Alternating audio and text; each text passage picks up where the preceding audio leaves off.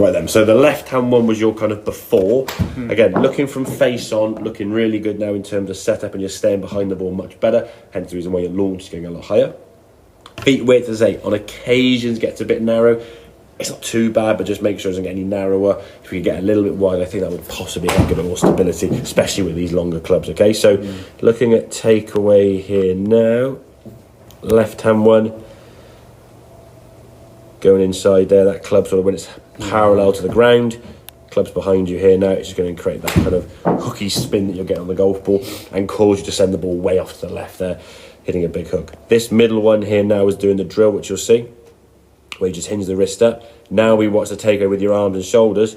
When the club's parallel to the ground, that club's way out of the hand. So the club outside the hands here, you can't go right. The club inside the hands here now, you can't help but hook it really, for you, okay? Yes. Some guys hit the massive slice from there, they hit massive block, but your tendency now with the way your hands work, when the club gets behind your hands, okay? When the golf club's here behind you, more hook. When the club's in front of you, more block or slice, okay? Then with a few swings of this drill, this one here now, when the club goes back, club's on line with your hands, that's much better position there, and that's just with it doing 10 or 15 swings there and being aware, I think, of what causes the club to go around there.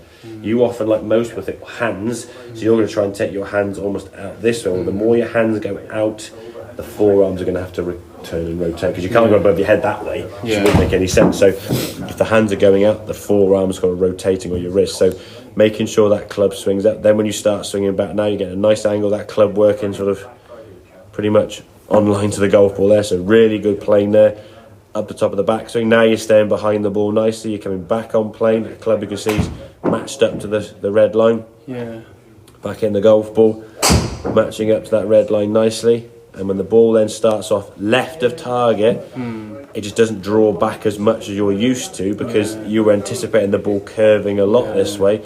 I think once you see it not drawing so much, then you'll say, okay, I can starting it a bit further up. That'll be a trust thing.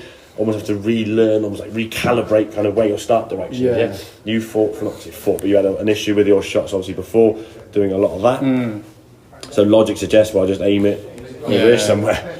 Now you're not getting as much draw, you won't need to aim as far left. But that'll take us maybe a few sessions on the range to learn where that start direction is. But if you find yourself hooking it a little bit, or if you film some swings and you just see your takeaway now is here, then do a couple of these drills on this position here now, okay? The only thing I would say, if you do film yourself, and this is a big misconception a lot of people get wrong when they film their own swing, when you film, you put the camera in line with your hands. The only reason I say that, if you put the camera behind the golf ball, if I'm here now from that club, if you're there, when I swing the club now, it's going to look way on the inside, isn't it? Okay? I could go back here, it's way on the inside, okay? But if I'm in line with the hands, it won't do. So make sure you get the camera in the right position, because if you're looking at the wrong angle, you may start making adjustments when you don't need to. Alright? So make sure it's down in line with your hands. So you've got the target line in your hands, that's where the camera's positioned. If it's too far over behind the golf ball, it will look too far inside.